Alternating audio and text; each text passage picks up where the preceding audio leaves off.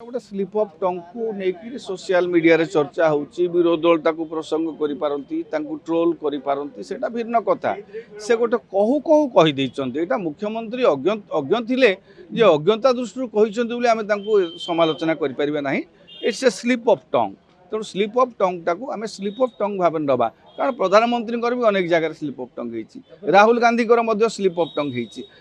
समस्त slip of टंग होउची शुणु से जड़े मुख्यमंत्री जड़े आदिवासी संप्रदाय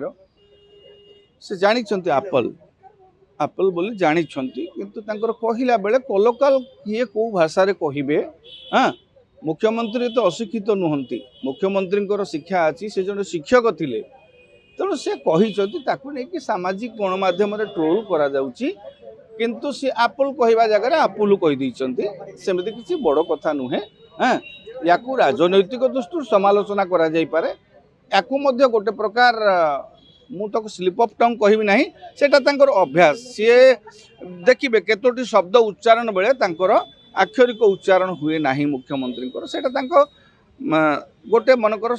जो एरिया रे जो संप्रदाय रे जो भाषाटा को जेमिति जे कहंती तांको कहिबार शैली सेटा हाँ ताकू नेकरी राजनैतिक विरोध दल समालोचना करि पारंती किंतु आमे एटा को नेकरी मुख्यमंत्री को समालोचना करिबाटा उचित हबो ना।